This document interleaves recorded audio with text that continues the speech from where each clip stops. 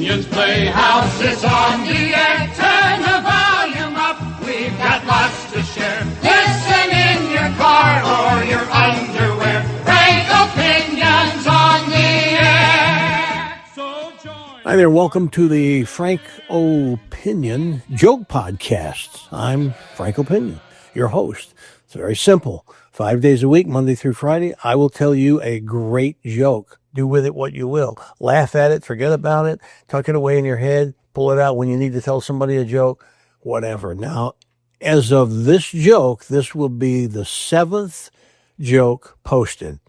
One a day, Monday through Friday. We started this thing on April 14th.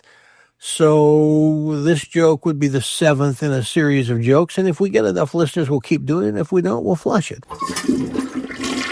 No big deal to me either way. We'll see how it goes. Now, AO Creatives. AO Creatives, that's the company that reached out to me to say, let's just give this a try, see what happens. I like them. I like the way they work. If you're interested in the podcast or making the one you have better, AOCreatives.com. Same thing for websites. They do websites. They can help you make yours better or start one if you don't have one. If you're like me and you're really technically challenged, I don't know how to do any of that stuff. So AOCreatives.com. Before I get to the joke, it wasn't 15 minutes ago I was on the phone with somebody who said something to me that I actually am not surprised. I should be more surprised the way things are going in this world. Listen to this. He has a young child, meaning like grade school age or whatever. But they sent out an email or a letter to the parents in the school district, and it essentially said, at the time of this posting of this joke, Easter was only 2 days ago. And they said, we're no longer going to be celebrating Easter. It's going to be called Bunny Day. What?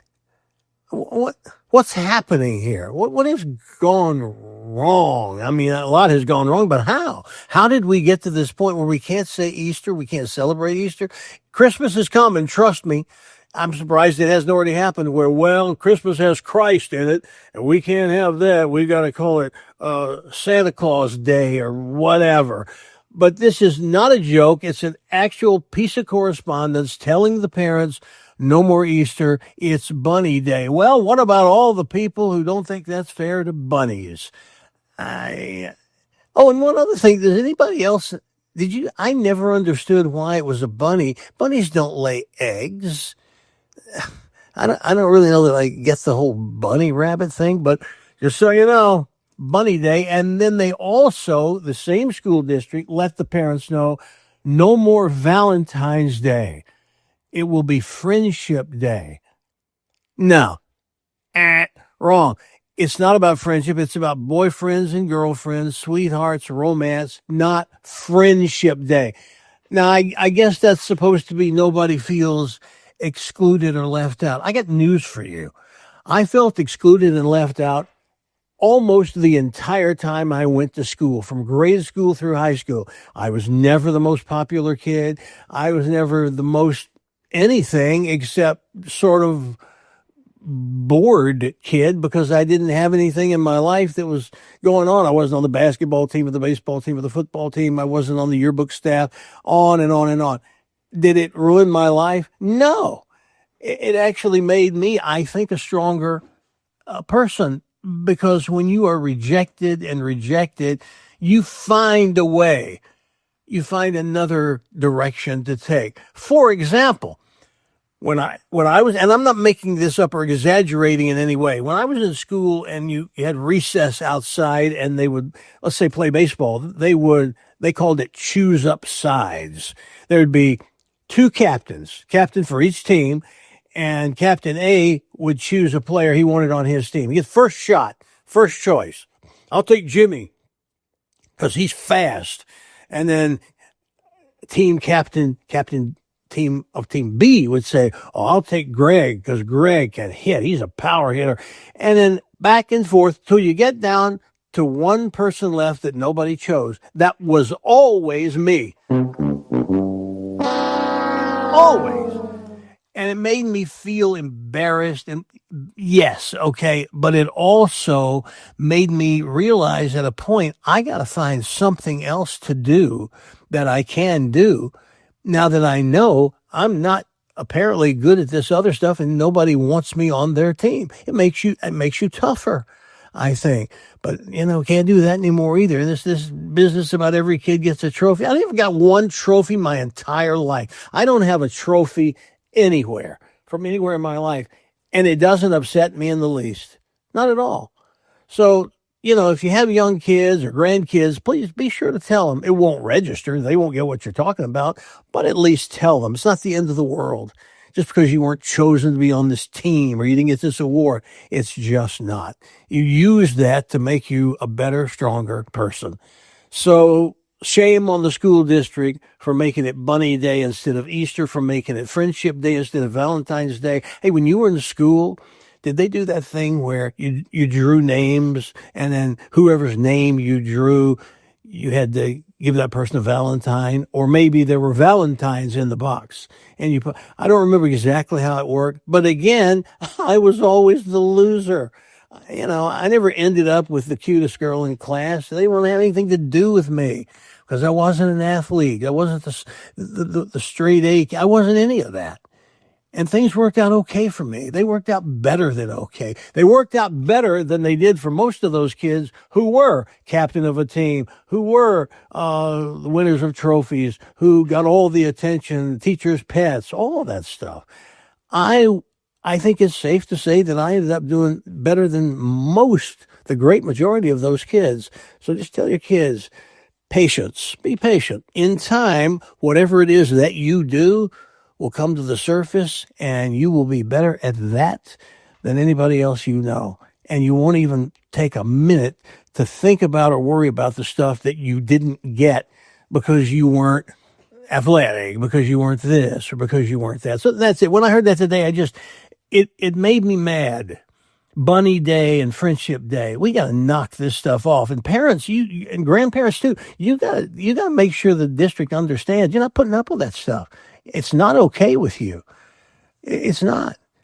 I'll give you an example. When my second son was in, I guess it was middle school, and I get a call from a teacher. They're telling me that he's been suspended because of he hit a kid. Now, I was never the parent to say, oh, not my son. He wouldn't do that. My reaction was, really? Tell me more about what happened. What happened?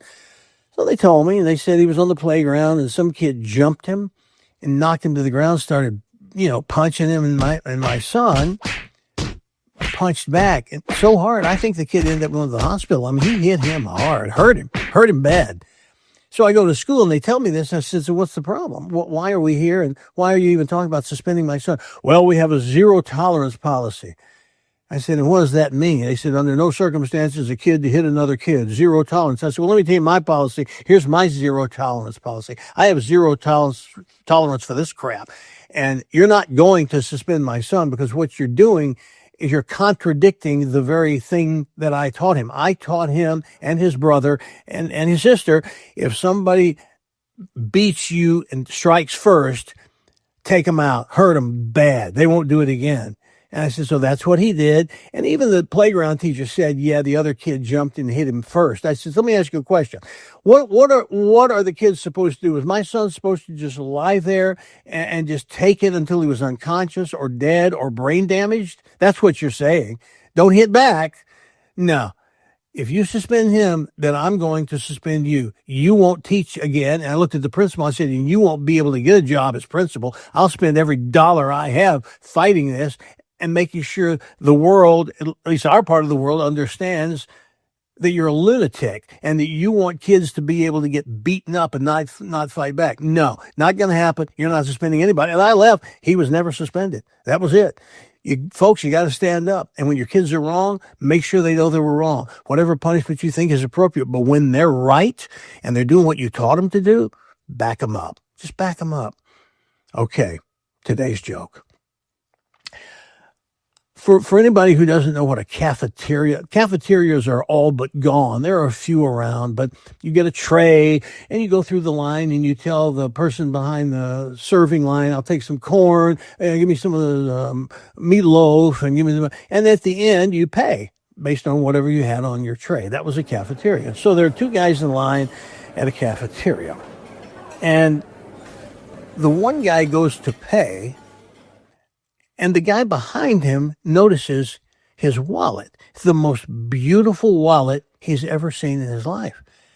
And so once they get through the line and they get seated, he goes over to this guy. He says, excuse me, he said, I couldn't help but notice that wallet you took out a while ago. Could I see that? He goes, sure. He shows it to him. He says, wow, this is the softest leather I've ever felt in my life. What is this made out of? He said, well, you can't buy them really in the store. I make them myself. He says, see, I'm a moil, and that's the Jewish name for the guy who performs circumcisions. He said, that wallet is made out of foreskin, penis foreskin. That's why it's so soft. And he says it takes, a few foreskins to make a wallet, but that's what I do, and my friends love them, and I sell them. And he says, man, I'd love to have one of those. If I'll give you my information, would you make a foreskin wallet for me? And he said, sure. He said, how much do they cost? And the Jewish guy says, well, they're $890. And the other guy says, $890 for a wallet. I mean, it's soft and beautiful, but why so much? He says, well, because if you rub it, it turns into a suitcase.